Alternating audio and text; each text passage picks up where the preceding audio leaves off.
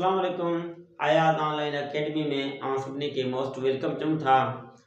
छा तव्हांखे ख़बर आहे मादो छा आहे, व्हाट इज़ मैटर ऐं मैटर जूं केतिरियूं हालतूं आहिनि, how many states of matter.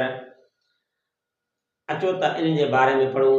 अॼु क्लास 5 जे science chapter number 5 matter and their states, मादे जूं हालतूं। अचो त इन जे बारे में पढ़ूं। मादे जूं टोटल 3 हालतूं आहिनि: solid, liquid and gas. Solid, liquid and gas, ये मादे जूं 3 हालतूं आहिनि। हाणे अचो त इन्हनि जे बारे में अलॻि अलॻि पढ़ूं। हाणे जेको सॉलिड जेका हिकु नहरी जिस्म जूं जेके सख़्तु शयूं हुजनि, मिसाल चेयर, कुर्सी, टेबल, किताब, बुक्स, पेन, इहे तमामु सख़्तु शयूं आहिनि। ऐं इन्हनि जा जेके ही मॉलिक्यूल्स तव्हांखे नज़र में अचनि था, इहे मॉलिक्यूल्स जेके आहिनि इहे तमामु गुथियल हूंदा आहिनि, तमामु हिक ॿिए सां ॻंढियल हूंदा आहिनि, उन जे करे इहे तमामु सख़्तु हूंदा आहिनि। ऐं हमेशह जेके सॉलिड्स आहिनि उन्हनि जी जेका शेप्स आहे उहा बि सेम आहे, उन्हनि जी जेका मिक़दार आहे उहा बि सेम रहे थी। ठीकु आहे, उन्हनि जो मिक़दार ऐं शेप सेम रहंदो, छो त उन्हनि जो जेके मॉलिक्यूल्स आहिनि उहे तमामु हिक ॿिए सां ई ॻंढियल हूंदा आहिनि, तमामु क्लोज़ हूंदा आहिनि मॉलिक्यूल्स। हाणे जो लिक्विड जे बारे में पढ़ूं था। हीअ जेको तव्हां लिक्विड ॾिसी रहिया आहियो, जेके बि लिक्विड में तव्हां ॾिसो जेको स्टेट लिक्विड आहे, इन जा जेके बि मॉलिक्यूल्स तव्हांखे ॾिसण में अचनि था उन्हनि जे विच में हिकिड़ो गैप आहे, यानी कि तवरई जो हिकिड़ो गैप आहे। उहे हमेशह मॉलिक्यूल्स हिक ॿिए खां तमामु परे कुझु परे हूंदा आहिनि, यानी कुझु परे हूंदा आहिनि। ऐं हीउ जेको लिक्विड आहे इनखे ख़ासि का शिकल, मुक़ररु का शिकल न आहे, मिक़दार जो बिल्कुलु मुक़ररु आहे पर शिकल जो मुक़ररु न आहे। तव्हां जेकॾहिं कोप में विझंदो कोप जी शिकल इख़्तियार करे, कंहिं बि थांव में विझो उन थांव जी शिकल इख़्तियार करे। हीउ लिक्विड में जेके बि आहिनि उहे लिक्विड में काफ़ी सारी शयूं अची वञनि, पर लिक्विड जेका स्टेट्स ऑफ मैटर आहे उन जा जेके मॉलिक्यूल आहिनि उहे हिक ॿिए खां थोरा परे आहिनि, उन्हनि मॉलिक्यूल्स जे विच में, एटम्स जे विच में थोरो गैप आहे। हाणे अचो त हीअ असां पढ़ूं था हाणे गैस जे बारे में। हाणे ही गैस जेको हिकिड़ो स्टेट्स आहे, जीअं हवा आहे, हवा बि हिकिड़ी क़िस्म जी गैस आहे, ॿियूं काफ़ी गैसूं आहिनि हिन माहौल में मौजूदु। हाणे गैस बि हिकिड़े स्टेट्स ऑफ मैटर आहे, छो त गैस जेका उहा वज़न बि रखे थी ऐं गैस जेका उहा जाइ बि हलाए थी। कीअं, जॾहिं तव्हां हिकिड़ो फूकड़ो खयो था, उनखे जॾहिं तव्हां फूकियो था, उनजे अंदरि उहा गैस भरियो था त उहो वॾो ऐं वेकिरो थी थो वञे। उहो वॾो ऐं वेकिरो छो थी थो वञे, यानी उहो उनजे अंदरि उहा गैस अची थी वञे, जंहिंजे करे उहो वेकिरो थिए, उनजे अंदरियूं जेको हिसो आहे हलाइजी वञे थो, उहो गैस मां उन हवा मां भरिजी थो वञे। हिन मां मालूम थिए थो त गैस जेको आहे उहो जाइ वालारे थो। हाणे वज़न जे हिसाब सां तव्हां हिकिड़े हिकिड़ो नंढो हिकिड़ो काठी हिकिड़ो विच में धाॻो ॿधो, लेवल मिडल विच कयोसि बराबरि, ऐं हिकिड़ो फूकियल फूकड़ो रखो ऐं हिकिड़े ते ख़ाली फूकड़ो थी, यकीन तव्हांखे मालूम पइजी वेंदो जेको फूकियल फूकड़ो हूंदो उहो हेठि वज़न में ईंदो।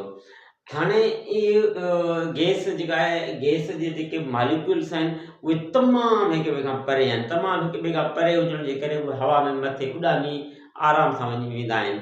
इहो आराम सां उॾामी हवा में हलिया वेंदा आहिनि। उनजे करे उन जा जेके मॉलिक्यूल्स उन जे विच में तमामु घणी एनर्जी गैप आहे, उन जे करे तमामु उहे मॉलिक्यूल्स हिक ॿिए खां परे आहिनि। उहो तव्हां हिन स्लाइड्स में ॾिसी सघो था, आउं हमेशह ही स्लाइड इस्तेमालु कंदो आहियां। हाणे मैटर्स जा 3 स्टेटस सां पढ़ी आया आहियूं। हाणे इन्हनि स्टेटसनि खे कहिड़े तरीक़े सां तब्दील करे सघिजे थो, यानी हाणे जेकॾहिं तव्हां वटि को लिक्विड मौजूदु आहे, तव्हां हिन लिक्विड खे तव्हां गैस में बि कन्वर्ट करे सघो था, इन लिक्विड खे तव्हां सॉलिड में बि कन्वर्ट करे सघो था। उहो कीअं, अचो तव्हांखे ॿुधायूं। हाणे ॾिसो, जॾहिं बि तव्हां कंहिं लिक्विड या पाणी वारी शइ खे तव्हां गरम कंदो, काढ़ींदो, त उहो बुखारात जी शिकल में, बाप जी शिकल में मथे उॾामणु शुरू कंदो, यानी जॾहिं उनखे गरमाश मिले थी त उनखे गर्मी ऐं टेम्परेचर जॾहिं मिले थो त पोइ उन्हनि जे लिक्विड जा जेके मॉलिक्यूल्स आहिनि उहे मॉलिक्यूल्स जे विच में ही गैप पैदा थी थो वञे, ऐं गैप पैदा थी उहे एॾा हल्का थिए था वञनि, उहे बाप जी शिकल में मथे उॾामणु शुरू कंदा आहिनि। इहो गैस में कन्वर्ट थी थो वञे। ऐं उहा साॻी हालति जेकॾहिं मथे उहा आबहवा आबहवा में गॾिजी था वञनि उहे बाप, वरी उन बाप खे जेकॾहिं तव्हां थधाणु ॾींदो त उहो वापसि लिक्विड में अची वेंदो। ऐं वरी जेकॾहिं आम पाणी आहे उनखे तमामु तव्हां कंहिं फ्रिज में रखंदो, यानी 0 सेंटीग्रेड उनखे टेम्परेचर ॾींदो त उहो अधु क़ुदो मेल्टिंग जी पॉइंट में अची वेंदो, यानी उहो उहो ॼमणु शुरू कंदो। सो अहिड़े काफ़ी तरीक़ा आहिनि जंहिंसां जेके मेटर जा स्टेट्स आहिनि उनखे तब्दील करे सघिजे थो। सो काफ़ी स्टेट जे करे तब्दील करण जे करे ई जेके हीअ जेका वाटर साइकिल आहे उहो बि ईअं थिए थो। जॾहिं सिज जी गर्मी लॻे थी समुंडनि खे, त समुंडनि में तमामु घणी तइदाद में भाप एवापोरेशन जो अमल थिए थो। उहा एवापोरेशन जो अमल जॾहिं मथे ककरनि जी शिकिल इख्तियार करे थो, भाप तमामु घणे मिक़दार में थी ककरनि जी शिकिल इख्तियार कनि था, त उते वरी कंडेंसेशन जो अमल थिए थो। जॾहिं उते उन्हनि ज़रनि खे थधि लॻे थी, जॾहिं थधि लॻे थी त उहे ज़रड़ा वरी पाण में मिली था वञनि ऐं वज़न करे हेठि पाणीअ जी शिकिल इख्तियार करे हेठि किरी पवंदा। यानी इन जी शिकिल में हिकिड़ो मींहुं वसे थो, हिन उते कंडेंसेशन जो जेको अमल थिए थो उनजे करे। सो इहे काफ़ी मैटर जा जेके आहिनि स्टेट्स जेके असां टे पढ़िया आहिनि उन्हनि खे हिक ॿिए जे हिसाब सां चेंज ऐं तब्दील करे सघिजे थो। जीअं स्टेट्स उन्हनि जा कंहिं गर्माश ॾियण सां का थधि ॾियण सां।